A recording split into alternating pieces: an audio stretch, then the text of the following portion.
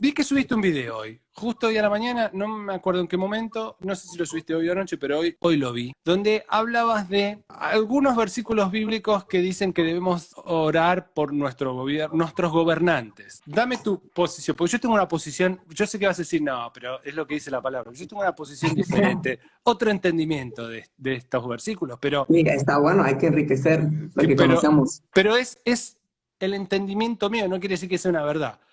A ver, si yo no me equivoco, ¿qué versículo citaste? Uno de Pablo que dice, Déjame ver, hermano, porque tengo Romanos 13, 1 ujú, al 2, clásico y versículo de Romanos. tengo, Sí.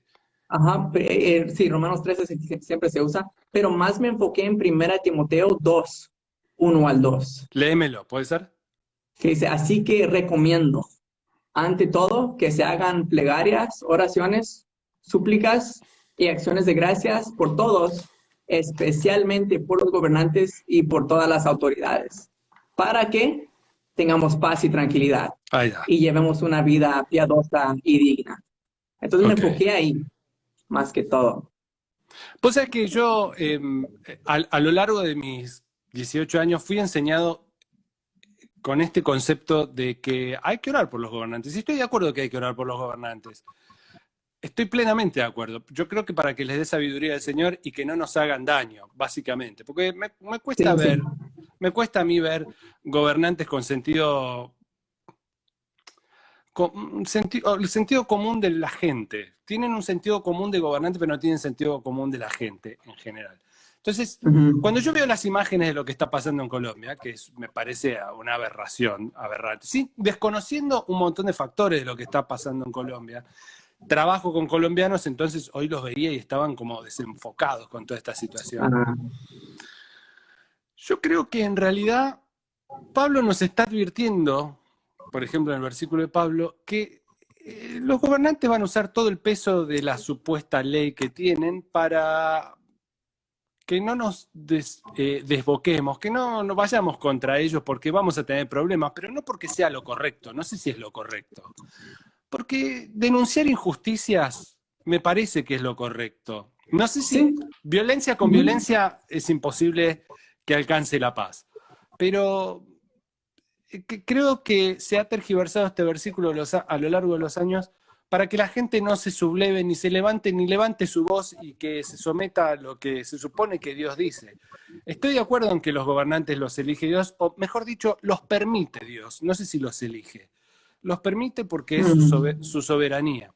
Por Sí, ejemplo, claro, claro.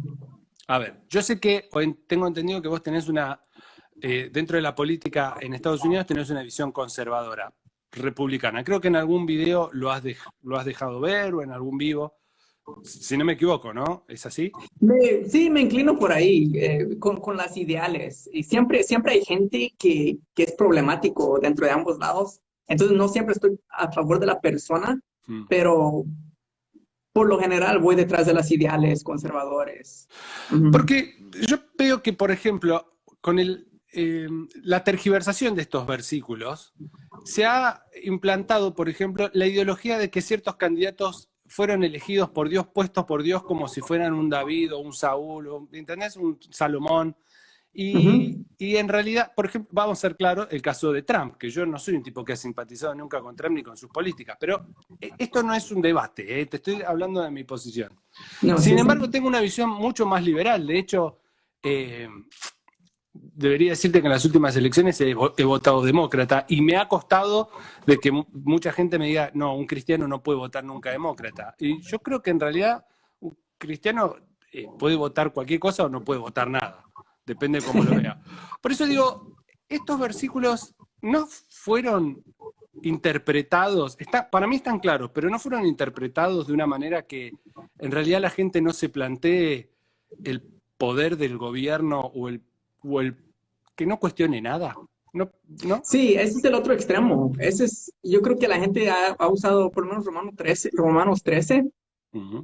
lo han usado para decir, yo estoy a cargo y déjame hacer lo que voy a hacer. Pero lo que la gente, creo que Pablo nos dice ahí que, o sea, las autoridades están puestas por Dios. Digamos, la autoridad, el gobierno.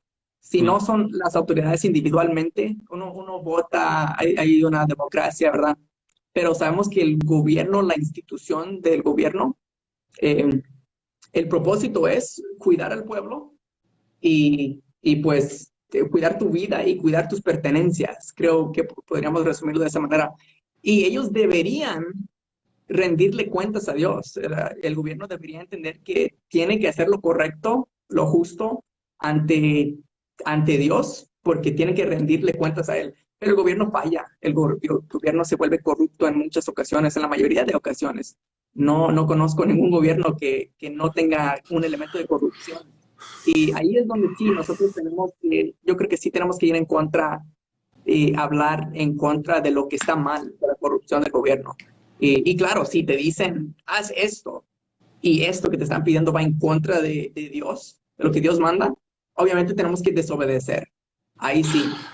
En este caso, por ejemplo, digamos, mientras ibas hablando, iba pensando en países como Norcorea. Podemos decir, che, pero Dios fue injusto y les dio ese gobierno a los coreanos y que no se quejen porque lo puso Dios. O, no sé, tío, Norcorea, te puedo decir Cuba también, o te puedo decir Venezuela. No se queje nadie porque es lo que eligió Dios.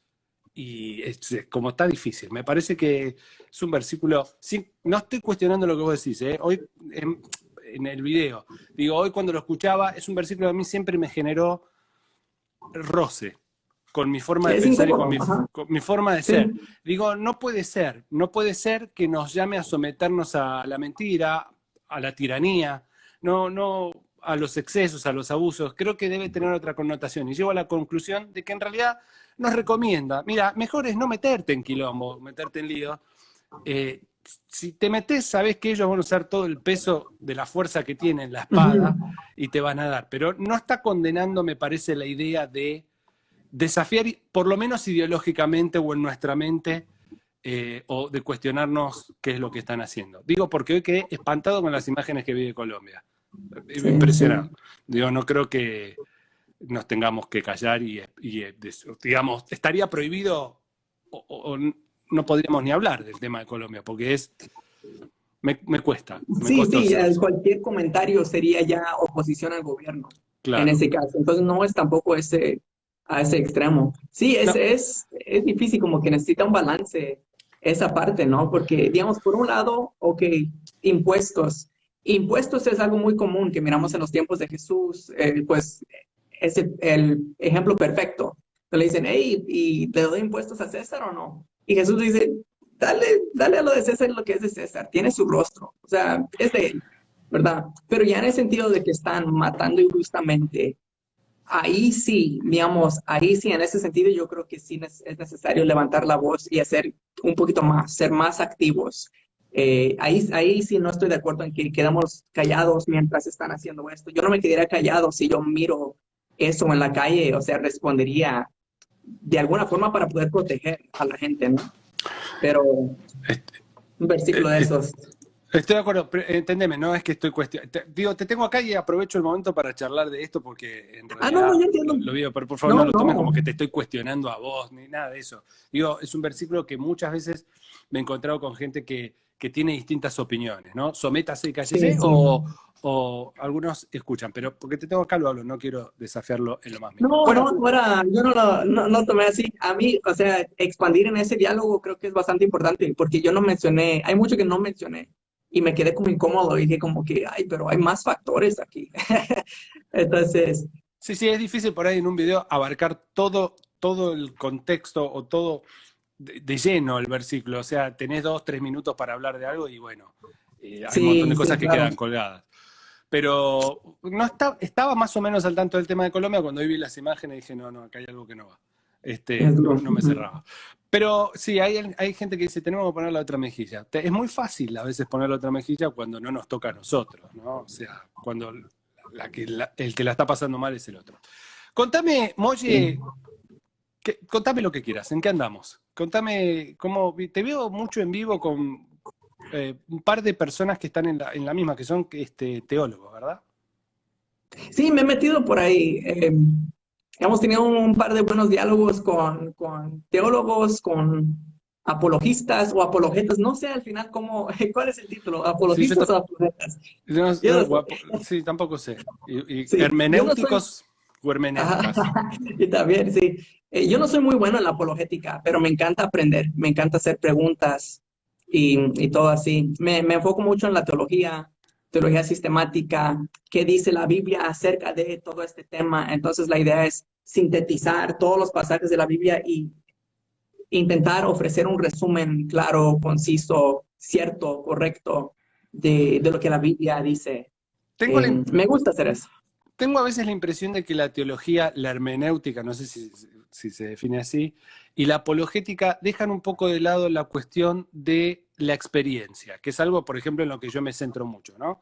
La experiencia. Uno experimenta y si no lo justifica la teología, la apologética o la hermenéutica, no es de Dios. ¿Por qué?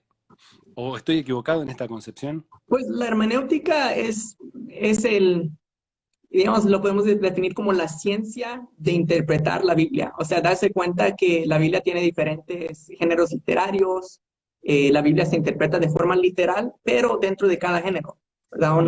Una escritura apocalíptica no lo vas a interpretar de una manera igual que una narrativa. En una narrativa, si dice Jesús se paró aquí y dijo tal cosa, o sea, uno lo toma como que sucedió. Ya en el género apocalíptico, hay mucho simbolismo, muchas imágenes, y por eso hay tanta interpretación diferente del Apocalipsis.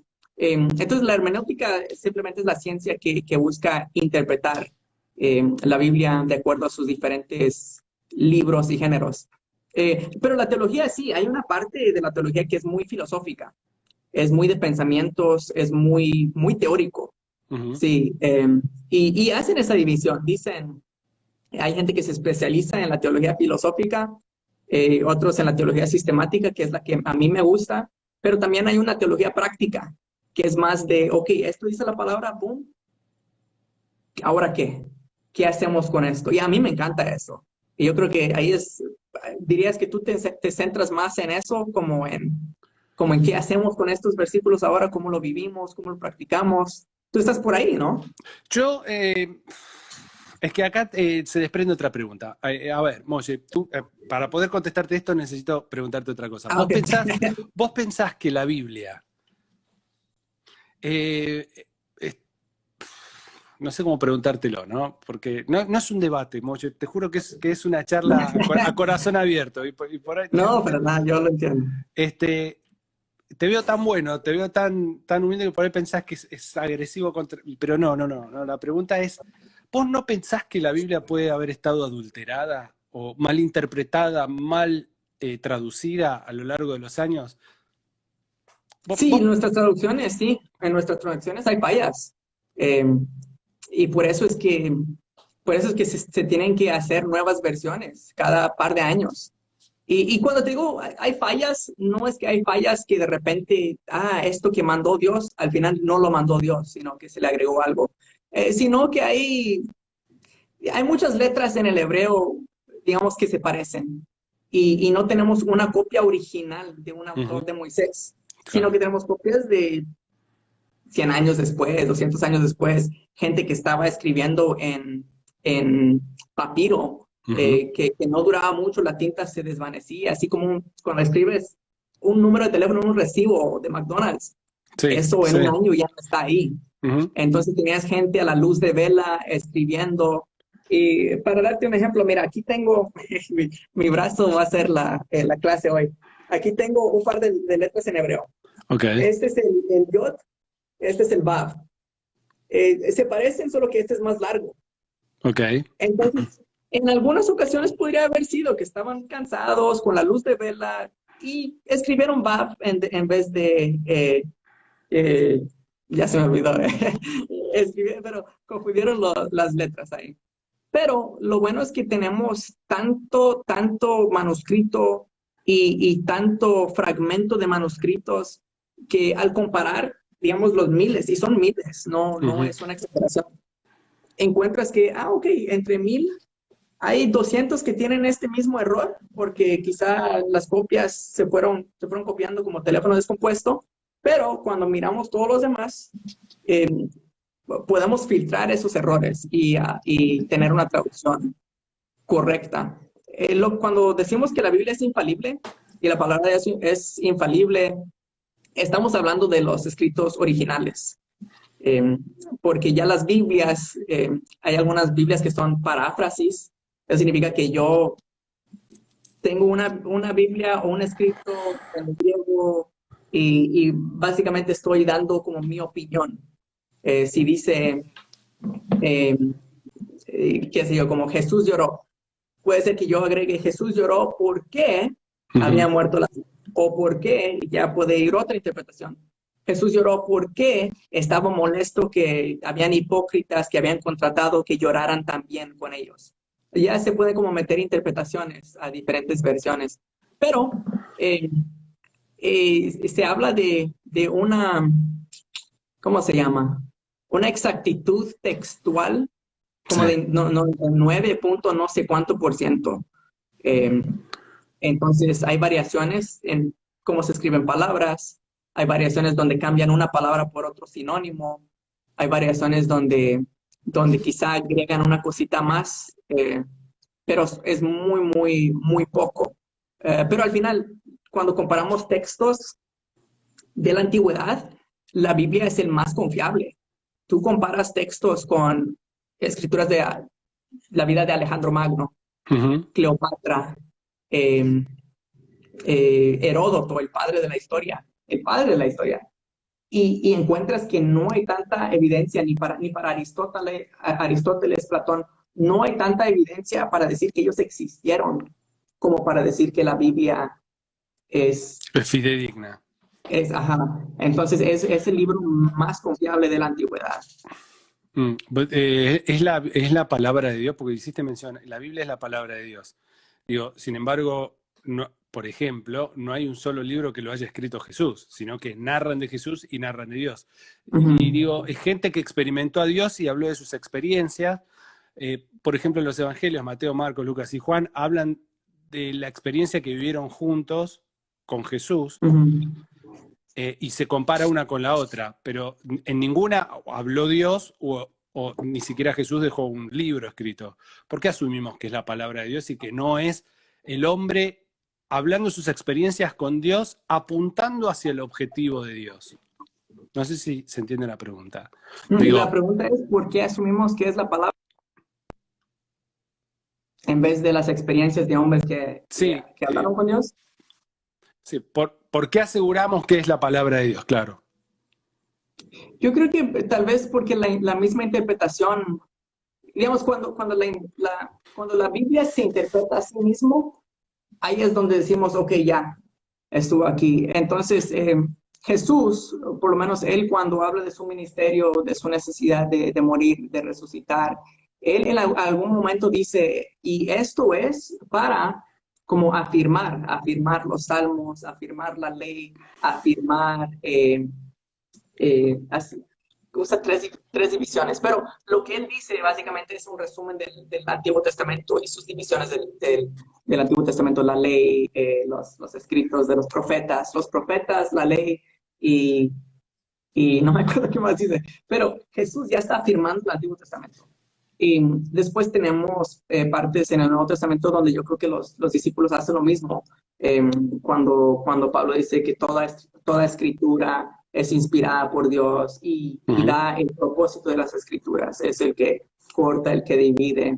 Entonces yo creo que creemos que nuestro canon es la palabra de Dios porque eh, se interpreta a sí mismo. Y eso suena cíclico. Suena como que, bueno, crees que es la palabra de Dios porque la palabra de Dios dice que es palabra de Dios. Pero, pero todo concuerda, todo se conecta. Miramos profecías cumplidas, miramos, y son muchas profecías cumplidas. Eh, Miramos una secuencia, una unidad increíble entre autores que vivieron en siglos diferentes. Un pobre en el desierto escribiendo Moisés, y tenemos a Salomón en un palacio, y concuerdan las ideas, no hay conflicto en lo que dicen. Entonces hay tanta unidad que decir que fue de hombres que no se conocieron y que vivieron, digamos, en La un misma lapso de experiencia. años. Es increíble pensar que no hay un autor divino. El autor detrás de ellos tuvo que ser Dios, porque mira, hoy si tú planeas hacer un masterclass con alguien y con otro, puede ser que hayan conflictos en lo que uno piensa, pero cuando miramos la Biblia y las diferentes ideas, se conecta de una manera tan linda, donde se apoyan los autores. En eso estoy de acuerdo. Yo, por eso te digo, para mí es un libro de referencia, inspirado por Dios, que el mismo Dios utilizó los hombres y las experiencias de los hombres para que se pudiera escribir. No tengo dudas no tengo dudas que detrás de ese libro está el creador del universo, Dios, el creador de la vida. Pero, sin embargo, hay veces que tengo la sensación que se tiende a tener algo que se llama bibliolatría, que es la idolatría a la Biblia sin tener entendimiento del contenido ni la experiencia que propone la Biblia. Y que se lo toma como un libro de exhortación y no como un libro de referencia, valga la redundancia, o se divide la Biblia en dos cosas, el antiguo y el nuevo, cuando en realidad es todo uno, y es un libro profético que está hablando todo el tiempo de Jesucristo. Entonces, ahí es donde me choca, no es la palabra de Dios, viene la condenación, la exhortación, el no se puede, el no se debe, hay que hacer esto, hay que hacer lo otro. Y sin embargo, yo no veo a nadie de los que haya vivido en la Biblia o escrito la palabra, o sean protagonistas en la Biblia, que se hayan sentido exhortados o hayan tenido que cambiar actitudes naturalmente, sino que están reflejando el cambio que hizo Dios en la palabra, lo reflejan en la palabra. Sí. Entonces yo esa palabra la tomo y si encuentro similitudes en mi relación con Dios y lo que estoy experimentando, estoy viviendo eso. Por eso me parece un libro referencial. Bueno, toma como medida esto. Bueno, te voy a cambiar de tema. Hablando de la salvación, Molle es Moisés, ¿verdad? Sí. Pero vos te llamás Molle, no Moisés. Yo me llamo legalmente Moisés, pero Ah, cuando me convertí, llegué a una iglesia, dije, me llamo Moisés. Era una iglesia judía mesiánica, yo no sabía ni qué hacía ahí, pero me dijeron, Moshe, se emocionaron, mano. Entonces yo lo tomé como, ese es mi nombre de convertido, dije. Después me gustó. estás como Saulo No y fui más. Pablo. De Saulo, esa fue mi idea, como ahí es mi cambio de Saulo a Pablo. Pero al final solo me gustó y me lo quedé. Ok, pero tu mujer, ¿cómo te llama? Ella me llama Moy. Bueno, está bien, no, eso es muy cariñoso. Bueno, escuchá, Molle, te hago una pregunta. Vamos a tocar, ya que estamos acá y que vos sos teólogo, te voy a exprimir un toque. Yo sé que vos querés hablar de la oración de fe, pero lo dejamos para un ratito más adelante, que hay tiempo. Démosle algo que sabe aquí, man. Ok. Hablemos. Hablemos del tema, por ejemplo, mal planteado para mí que siempre digo lo mismo, soy un tipo que se sentaba en la iglesia del medio para atrás. Siempre, nunca tuve ganas de ir a la iglesia, fui por presión familiar, mi mujer. Pero después en un momento me enganché con Dios y con todo, y evidentemente el Señor tenía algo para mí. ¿Por qué está mal planteado el tema de la salvación? O sea, a partir de que yo reconozco soy salvo o dejo de ser salvo. ¿En qué momento puedo perder mi salvación o no? Según la teología, perdón. Vos que sos teólogo, ayúdame en esto. Pues yo creo, y hay diferentes posturas, porque hay gente que cree que la salvación es de los dos extremos. Hay algunos que dicen que la salvación solamente depende de Dios, que no hay ninguna interacción de parte del hombre, el hombre no hace nada. Y después están los otros que dicen, no, pues la salvación mayormente depende del hombre, el hombre decide ser salvo y todo es de él y ya pues él pide ayuda al Espíritu Santo para seguir su vida y no perder su salvación. Y por lo general tenemos como por ahí en medio, bueno, no en medio, quizá son los dos extremos también, pero no son súper extremos, no sé si me explico ahí. Pero tenemos el calvinismo y el arminianismo. El arminianismo, por lo general, las comunidades pentecostales creen que pueden perder su salvación. Tienen sus textos bíblicos para poder apoyar esa idea. Yo no comparto esa idea porque yo creo que en la Biblia miramos que Dios es el que se encarga de santificarnos. Jesús dice, el que Dios pone en mi mano, el que el Padre pone aquí, nadie lo va a quitar. Entonces yo creo que si alguien pierde la salvación, lo que uno está diciendo es que a Jesucristo se le perdió la salvación. A Jesucristo, estamos diciendo que Jesucristo ya no es soberano, estaba por aquí y se le cayó uno. Y yo entiendo que sí hay una responsabilidad humana. no me pondría tan por allá. Pero lo que creo en cuanto a la salvación es que el Espíritu Santo primero empieza a hacer una obra en ti. Uno va en contra, uno quiere ir en contra de Dios, está en oposición total a Dios. Y eso es lo que Pablo nos dice. Yo creo que tengo el sitio. La Sí. mentalidad pecaminosa es enemiga de Dios. Pues no se somete a la ley de Dios ni es capaz de hacerlo, dice Pablo. Entonces, Tendríamos que definir qué es una mentalidad pecaminosa, porque ahí tenemos que entrar a definir también qué sería pecado, un pecado de perdición, cosa que me parece que no tenemos la capacidad de verlo. Entonces, ahí se complica, ¿o no? Pues sí, la mentalidad pecaminosa es enemiga de Dios. ¿Qué sería una sí, mentalidad sí. pecaminosa? Porque somos La todos mentalidad pecadores. pecaminosa yo creo que la mentalidad que todos tenemos de humanos caídos. Eh, a veces pecamos porque queremos y a veces pecamos y no queremos hacerlo. Como Pablo dice en Romanos 7, ¿quién me va a librar de este cuerpo de muerte? Lo que no quiero hacer, eso sigo Wow, haciendo. Y él claro. usa un verbo progresivo de que eso sigo haciendo. Lo que no quiero hacer, hey, aquí estoy otra vez, Dios, ¿y cómo llegué aquí? Estoy pecando otra vez. Y Pablo, o sea, el que hizo el boom para el Evangelio, él sufría con esto. Entonces, esa, la mentalidad pecaminosa, puede ser renovada por medio del Espíritu Santo. Pero el Espíritu Santo, yo creo, Completamente. completamente sí, pero todavía no. Todavía no. En Porque qué momento? en la glorificación, en la resurrección Ah, del cuerpo. entonces Sí, esta es la entonces, primera parte. La segunda parte después del ascenso. sí, pues tendríamos tres, cuando hablamos de la santificación, y la salvación entra en la santificación progresiva.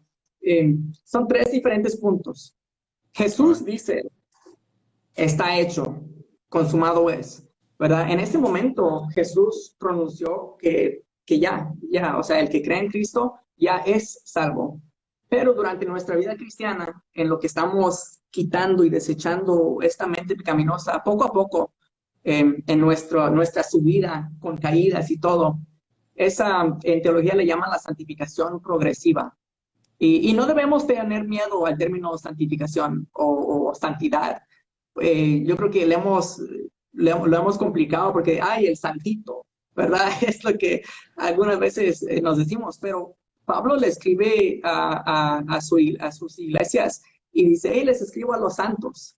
Y después dice todo lo que estaban haciendo de pecado esos santos, que el tipo se estaba metiendo con la suegra, pero él les dice santos. ¿Y por qué? Porque han sido santificados con Cristo, pero están en una pelea constante con la carne, con el mundo, con el diablo, donde van subiendo y cayendo, subiendo y cayendo. Esa es la santificación progresiva. La santificación última, que le llamarían en la teología, es al final donde como Pablo dice, ¿quién me librará de este cuerpo de muerte? Pues vamos a ser librados de este cuerpo de muerte, pero la única manera de poder ser librados es que este cuerpo muera y resucite con un cuerpo celestial. Ahí es donde se une el cuerpo terrenal con el cuerpo celestial. Entonces, en la resurrección podremos ser librados. Somos santos, sí, Ujú. pero todavía no. No, Es el es un proceso. proceso, el proceso de santificación, pero ¿dónde comienza? ¿Cuándo comienza? Antes de la fundación del mundo. Pues sí, o sea, en la mente de Dios empezó desde antes de la fundación del mundo. En nuestro caminar cristiano empieza cuando creemos, cuando Dios nos da la capacidad de creer y de querer arrepentirnos. Ok, yo creo que hay un error de interpretación popular donde se cree que el portarme bien todos los días me lleva a la santificación.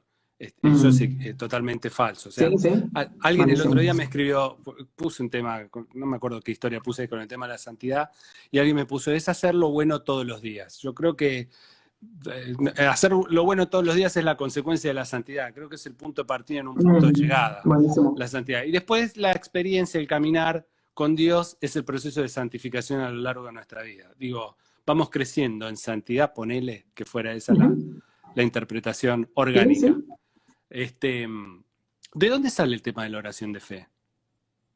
¿De dónde sale este? ¿Este qué? El tema de la oración de fe para ser Ah, de la oración salvo. de fe. Mira, Cuando se empezaron a hacer populares los televangelistas. La década del eh, 80, 70, 80.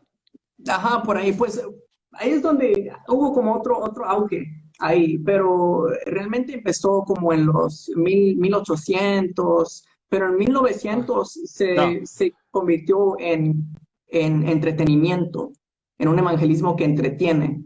Y fue por hubo un jugador de béisbol de Iowa que se convirtió porque alguien le dijo, ora conmigo, repite esta oración, y él se convirtió en ese momento, eh, pero él empezó, como era jugador de béisbol, él empezó a meter como entretenimiento con esta oración que ya se había creado con unos evangelistas antes. Y entonces este tipo, Billy Sunday, se llama Billy Sunday, empezó incluso a decirle a la gente, hey, pasen aquí al frente conmigo, eh, y si no quieres orar conmigo o si no sabes qué decirle a Dios, dame un apretón de mano y vas a ser salvo.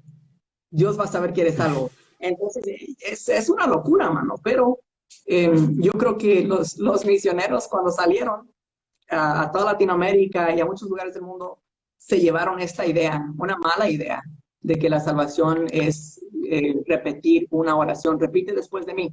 Aunque no entiendas lo que estés diciendo, aunque no entiendas todos los temas, lo que va a salir por tu boca, Yo lo pues ahí. experimenté. Yo experimenté eso, o sea, Ujú. hay que hacer la oración de fe. La hice 600 veces la oración de fe, porque cada domingo que iba te También. decían, claro, claro, te decían, usted hizo algo malo, el Señor lo está llamando, vuelva a hacer la oración de fe. La hice 6000 Wow. veces porque quería estar seguro de que iba a ser salvo. Para aprender a lo largo de mis años que en realidad era incapaz yo a través de oraciones ser salvo, ¿no? O sea, Sí, gracias increíble. a Dios que Dios se ocupó de mi salvación, porque si era por mí, al fuego eterno. ¿Vos creés en el Ujú. infierno, Molle? Sí, yo creo Literalmente. que en el infierno, ajá. Depende cuál Literalmente. infierno. El de Depende cuál. Dante. El El del de Dante purgatorio de no. Dante. No. No, no, no. No, no, creo ¿Cómo? que hay dos infiernos. Ok. Eso suena loco, suena raro, pero hay un infierno intermedio antes del gran juicio y después del gran juicio, entonces hay ya sea el lago de fuego y una nueva tierra y un nuevo cielo. Entonces creo que hay gente sufriendo ahorita con una probadita de lo que van a experimentar en la eternidad o sea, después del gran juicio, donde todos seremos sentenciados, ya sea a la gloria eterna o ¿Vos no a pensás la destrucción eterna. que la ausencia de Dios en la existencia de alguien pueda ser el infierno? O sea, vos te imaginás un infierno donde se están muriendo de calor y los están torturando, como he leído en varias descripciones. No, bueno, eso sería la de Dante. Pero digo, ¿qué están haciendo en el infierno? ¿Sufriendo? ¿Qué pasa? No entiendo.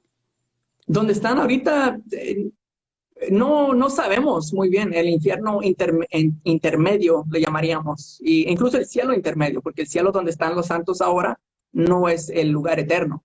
Ellos todavía están esperando reunirse con su cuerpo, ser glorificados juntamente con El seno de nosotros. Abraham sería Sería como la idea del seno de Abraham y el purgatorio para Sheol. los católicos.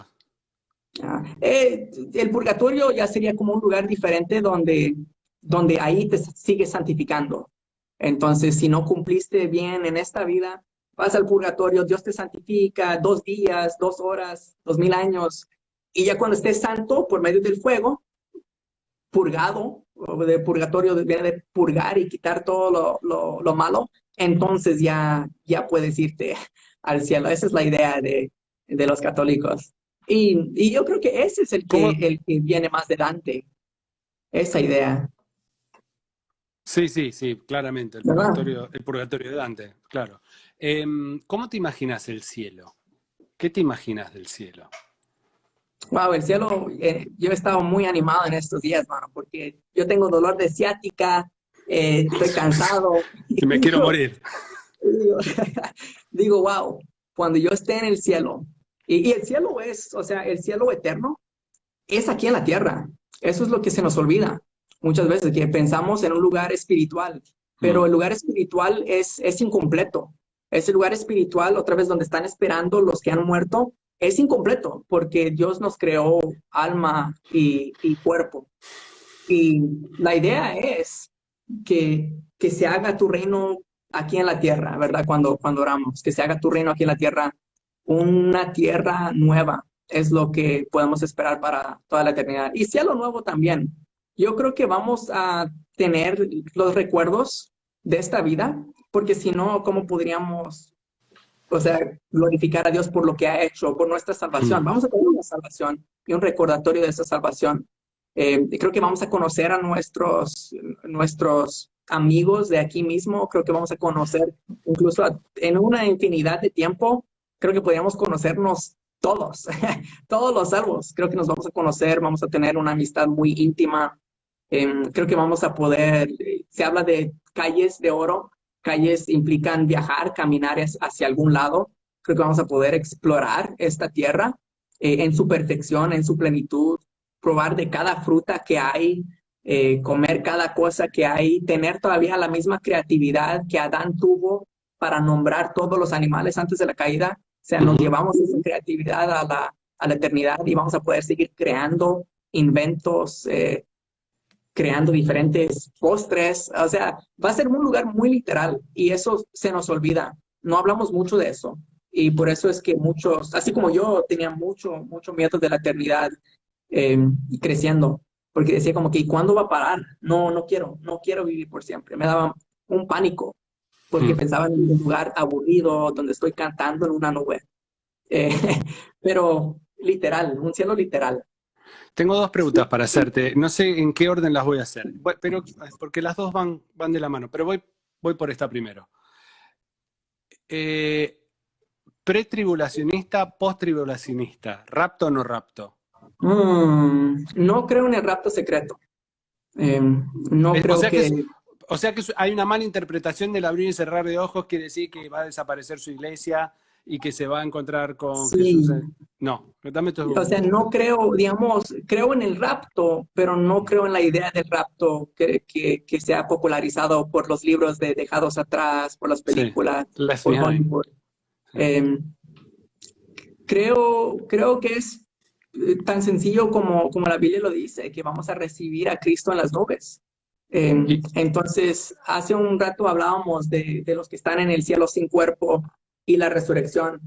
Y Pablo habla de que, hey, primero van a resucitar aquellos.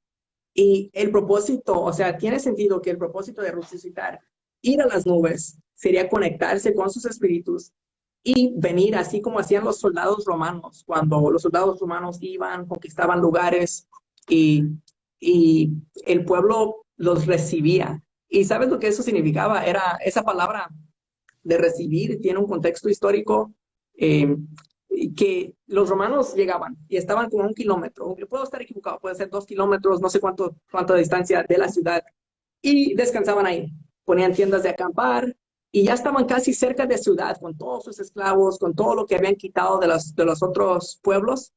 Entonces venía un mensajero y les decían al mensajero, hey, ya estamos listos, que nos preparen todo, que nos reciban allá en la ciudad para hacer un desfile. Entonces, al siguiente día, todos los del pueblo tenían el derecho de salir de su pueblo y participar en ese desfile con los romanos que habían ganado, habían conquistado, y todos se van otra vez al pueblo de los romanos. Entonces, yo creo que el recibir a Cristo en las nubes es Dios invitándonos a formar parte de su séquito, diciendo, hey, vengo en gloria, acompáñenme, recíbanme en las nubes, bajemos. Eso es lo que yo creo del rapto. Está muy bien. O sea que vos sos, pero no me definiste el pre o post tribulación. Es que siempre me confunde ese tema, ese término. ¿Antes o después de la gran tribulación?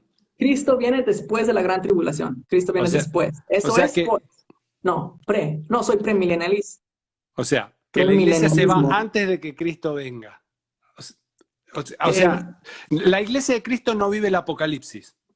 Yo creo que la iglesia de Cristo vive atraviesa la tribulación. Ok, se quedan todos y después del fin del mundo la iglesia se separa y se va. La iglesia sube y recibe a Cristo. Pero después del apocalipsis, después del caos, después de las plagas, después de todo. Sí, yo creo que vamos a atravesar por todo lo más duro. Ok, entonces sería post-tribulación. Es post. Ok, Claro. ok. Yo me confundo mucho con eso, hermano. No hay problema, yo me confundo con todo. Escuchá una cosa, esta es fácil, se la hago a casi todos. Hay algunos que se las voy a hacer, porque no se las hice, pero se las hago a todo el mundo. ¿Cómo te lo imaginas a Dios? Adiós. Padre.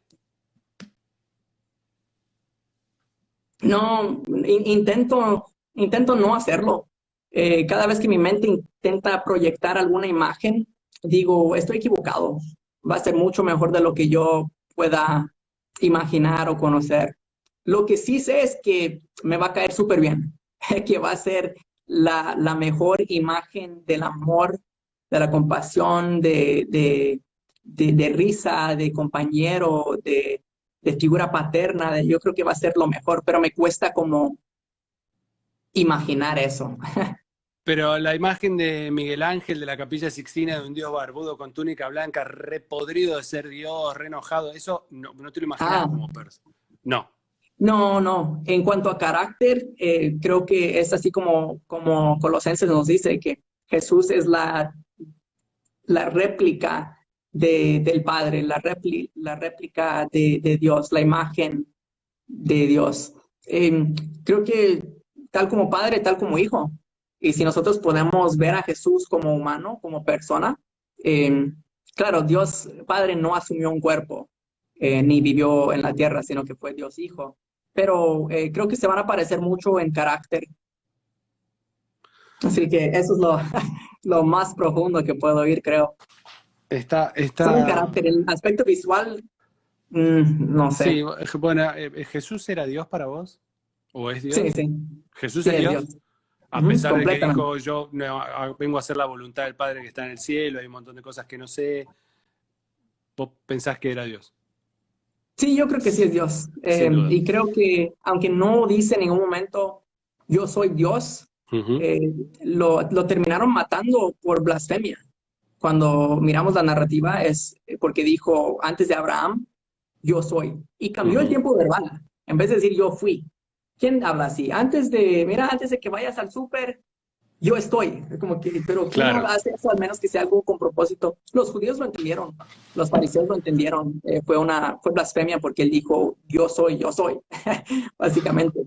Entonces ¿Qué, creo que sí hay varios lugares donde se afirma ser Dios sin decir, yo soy Dios. ¿De qué denominación venís vos, Moye? ¿O con cuál te sentís Eh, identificado?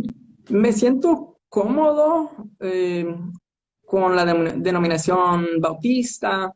En los estados también hay una denominación que se llama Bible Churches. Me Ujú, siento muy cómodo ahí ujú. también. Quizá lo que yo me llamaría, y alguien me preguntó esto, como que, ¿qué te definís? Porque siempre he sido como que, no tengo denominación, porque me inclino a varios, Sí. pero al final siempre hay diferencias y te metes a una caja cuando te pones una denominación, te limitas en cierta manera. Eh, creo que me llamaría un reformado continuacionista. Esas dos cositas. Me mataste. ¿Qué sería? Porque es buenísima, no me lo esperaba. ¿Qué es un reformado continuacionista? ¿Que sigue Reformado reformando? que creo que algunos dirían calvinista, pero no me gusta Ajá. esta caja, pero creo en las 5 solas de la escritura. Creo que solo es por gracia, no es por obra, solo Cristo, solo escritura, solo fe. O sea, creo en las 5 solas, pero también creo en la continuación de los dones, no a lo loco, y creo que muchos dones son falsificados hoy en día, entonces no me metería tampoco a esa categoría de decir soy pentecostal, eh, Mm. pero porque sí, hay mucha falsificación, mucha, de que Ah, te ah, enseño a hablar en lengua si quieres, o, o te voy a profetizar eso, y no sucedió, y es como que eso no es el propósito. que- Pero diría como así, no sé no, me si gustó, cambia me en algún mataste momento. con la definición. Me mataste, me encantó. Yo en realidad me denomino un desacatado relacionista. Desacatado porque me cuestan mucho Ah, me cuestan mucho las estructuras de la iglesia porque las noto corruptas, se evidencian corruptas no. a la luz de la palabra y a la luz de la experiencia. Entonces me cuestan como mucho. Pero pensé que venías de la onda pentecostal, no sé por qué, no sé por qué. Creciendo sí, pero no pude mantenerme en una iglesia pentecostal porque habían muchas diferencias. Yo pongo mucho énfasis en digamos, un ejemplo, y no es todas las iglesias pentecostales, porque de hecho mi teólogo favorito es pentecostal, pero es un pentecostal reformado. Entonces es algo interesante leer lo que él dice y el balance que él encuentra para muchas cosas. Wayne Grudem se llama él. Pero, en fin, en muchas de las iglesias pentecostales eh, no se pone mucho énfasis en una preparación al predicar. Y para mí, cuando yo escojo una iglesia, yo me enfoco en la prédica. ¿Qué clase de mensaje están dando? Antes me enfocaba en la música. Antes era, pero que toquen estas canciones y ahí voy.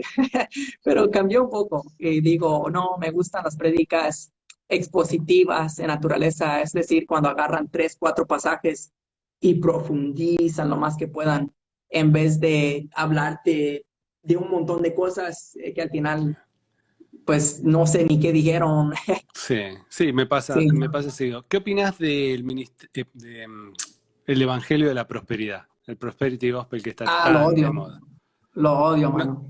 no tiene ningún fundamento bíblico. No. El fundamento bíblico que tienen, yo creo que se asemeja más a lo que el diablo quiso hacerle a Jesús en el desierto. Yo Claro. creo que eso es, hey, te ofrezco reinos, te ofrezco pan, te ofrezco, tú mereces esto. A Eh, cambio de alabarlo a él. sí, y ¿sabes qué? Cuando leo Romanos 1 habla en un momento donde dice que Dios los entregó a sus pasiones y deseos, y que es un Mm, lugar extremadamente peligroso de estar, donde recibes una bendición y no es bendición nada, mano. Es Dios entregándote a tus pasiones y diciéndote, ¿querías el carro? ¿Querías el dinero? Dale, tómalo.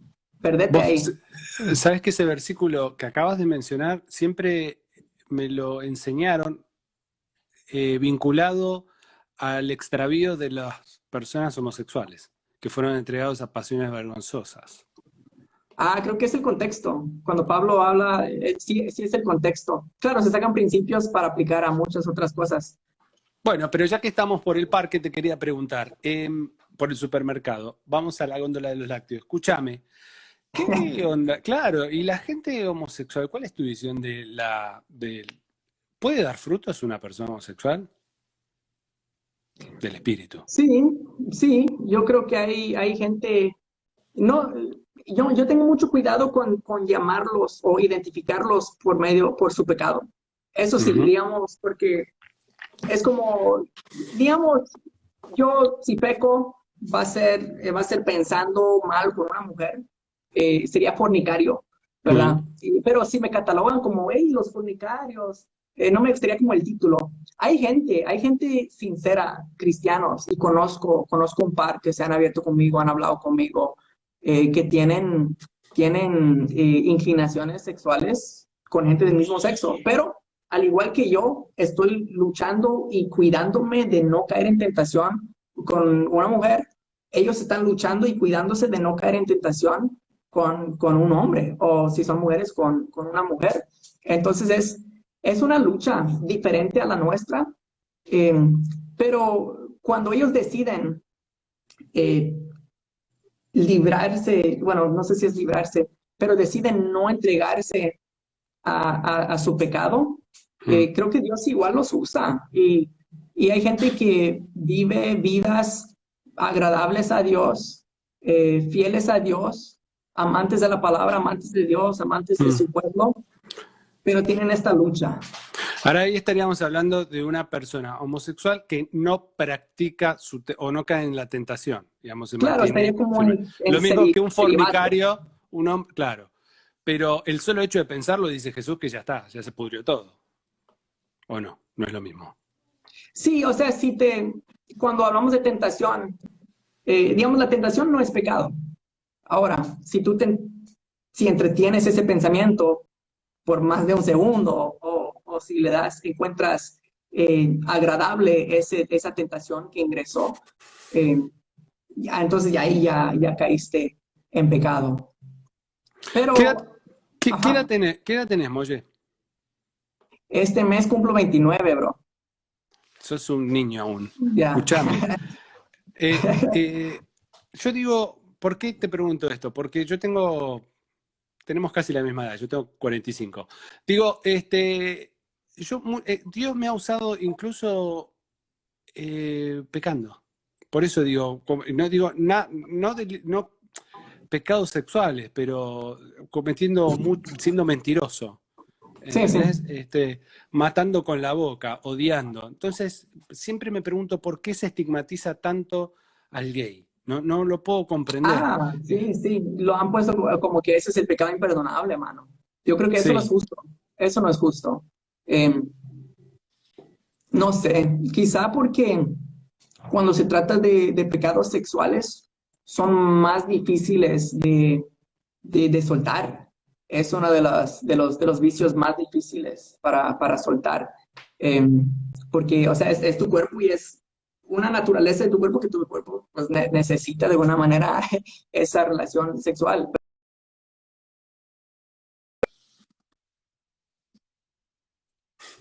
A estar como bien, supongo, no sé. Ta, Pero también porque hay mucho orgullo en el pecado. eh, Hay mucho orgullo en el pecado de homosexualismo, un orgullo que no encuentras en otros pecados como, hey, yo soy mentiroso, juntémonos, hagamos reuniones y desfiles de mentirosos. Entonces se ha convertido en un movimiento y creo que por eso es que la iglesia también lo ha convertido en un movimiento. eh, sí, Quizá, no sé, lo he pensado mucho también. sí, sí, yo lo sigo pensando, porque vos decís, sí, está bien, el mentiroso, obviamente por mentiroso nunca va a exponer que es un mentiroso, y va a decir, hagamos una reunión de mentirosos. Digamos, vivimos entre mentirosos, o sea, el Sí, mundo es sí. mentiroso. Escúchame, hace un ratito hacías mención de los falsos dones.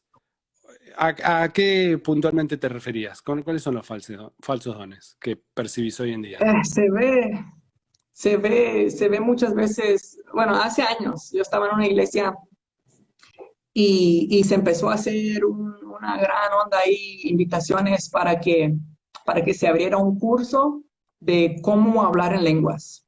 Ah, sí, sí. Y sabemos que el hablar en lenguas, si es un don del espíritu, entonces no significa que es un don que tú tengas que me puedas dar.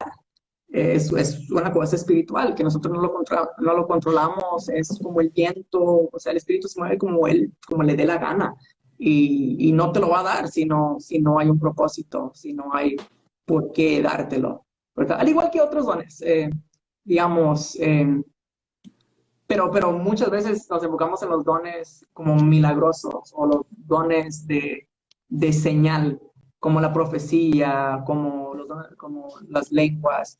Entonces, Sí, en cuanto a la profecía también, veo que mucha gente piensa que la profecía es decir algo con suficiente fe para que suceda en tu vida o claro. predecir el futuro.